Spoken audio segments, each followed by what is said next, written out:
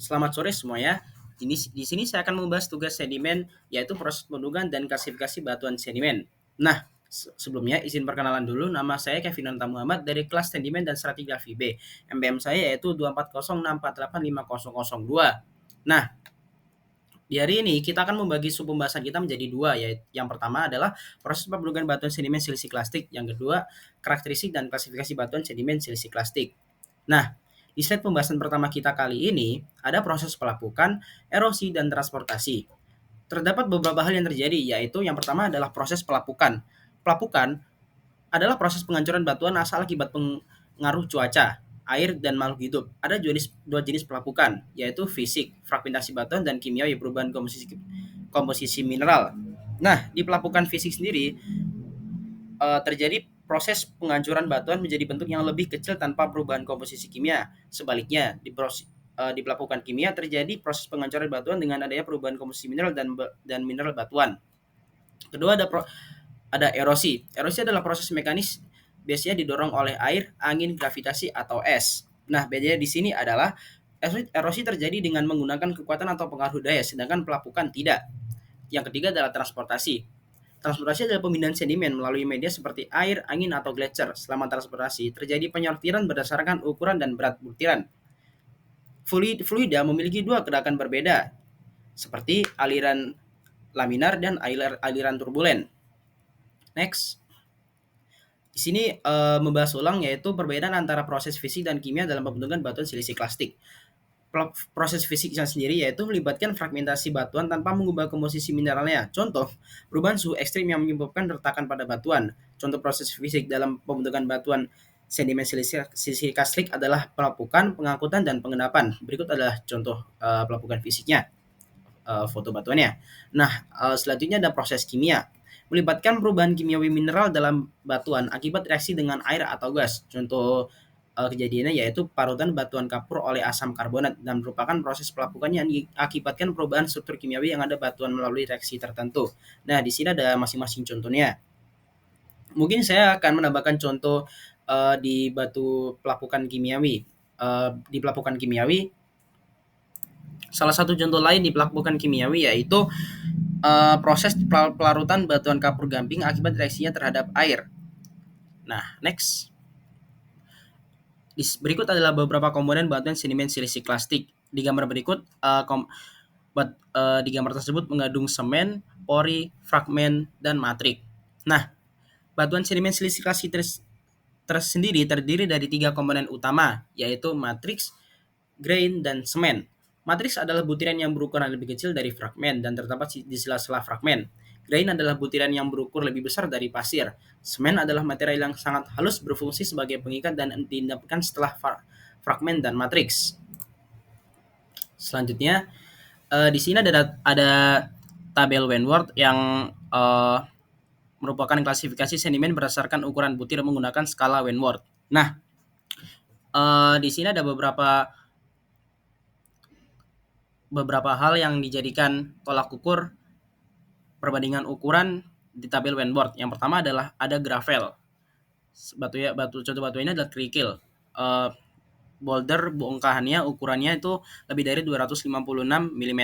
Ukuran contohnya yaitu breksi, konglomerat dengan fragmen besar, batuan lepas besar, atau krakal. Nah, ukuran 64 sampai 256 mm di bawahnya yaitu contohnya konglomerat kasar, material sungai berbatu, atau kerikil. Nah, contoh untuk yang paling kecil yaitu ukuran 2 sampai 4 mm yaitu ada batu konglomerat, material sungai dengan ukuran kecil, dan granul atau butiran. Yang kedua ada sand atau pasir. Nah, di sini ada pasir yang sangat kasar itu ukurannya 1 sampai 2 mm. Contohnya yaitu pasir pantai kasar, sedimen delta kasar. Yang paling kecilnya yaitu ada ukuran 0,125 sampai 0,25 mm. Itu contohnya itu pasir lepas pada endapan sungai atau pantai. Nah, selanjutnya ada 3 silt. Silt sendiri berukuran paling besar yaitu 0,031 sampai 0,0625 mm. Contoh batu ini yaitu endapan delta, sedimen danau. Nah, untuk yang terakhir adalah clay lempung. Ukurannya yaitu kurang dari 0,04 mm. Contohnya yaitu shale, batu lempung, dan lumpur lempungan.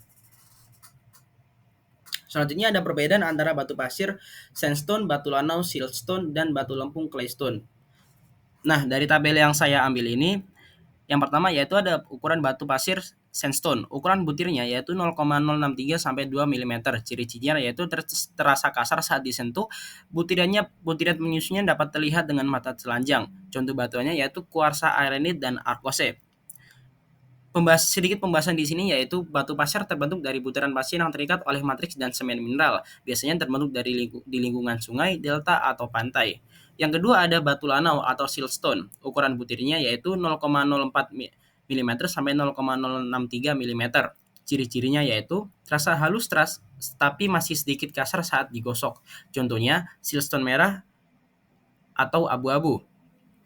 Sedikit pembahasannya di sini yaitu batu lanau memiliki ukuran butir lebih kecil dari batu pasir tapi lebih besar dari batu lempung. Umumnya terbentuk di lingkungan delta atau dasar laut dangkal dengan energi sedang. Yang terakhir atau yang ketiga ada batu lempung atau biasa disebut claystone. Ukuran butirnya kurang dari 0,04 mm. Ciri-ciri dari batu lempung sendiri itu memiliki tekstur sangat halus, licin jika basah, sulit dihancurkan dengan tangan. Contohnya yaitu shale dan mudstone. Pembahasan mengenai batu lempung atau claystone di sini, batu lempung itu sendiri terdiri dari partikel yang sangat halus yang biasanya mengendap di lingkungan laut dalam atau dalam tenang.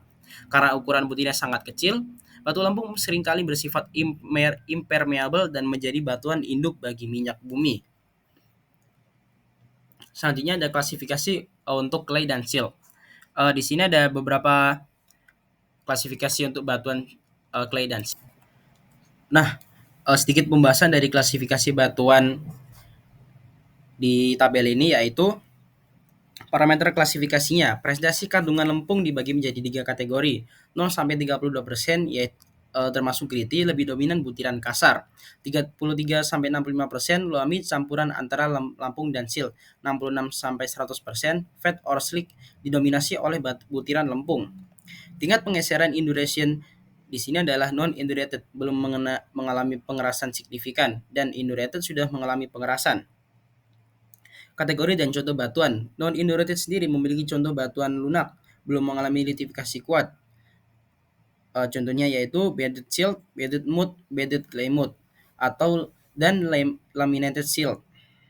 Contoh dari batuan indurated ada bedded siltstone, lebih kasar mudstone campuran claystone murni lempung. Nah, terakhir ada metamorphosed, mengalami metamorfisme akibat tekanan dan temperatur tinggi. Dari quartz, agate hingga slate berkembang menjadi pilit dan mikastis dengan metamorfisme lebih lanjut. Kesimpulannya di sini, kandungan butiran lempung menentukan karakter batuan. Semakin tinggi kadar lempung, semakin halus teksturnya dan semakin plastis. Metamorfisme lebih lanjut menghasilkan batuan metamorf. Shale atau mudstone bisa berubah menjadi slate, pilit, dan skis. Terima kasih untuk waktunya. Wassalamualaikum warahmatullahi wabarakatuh.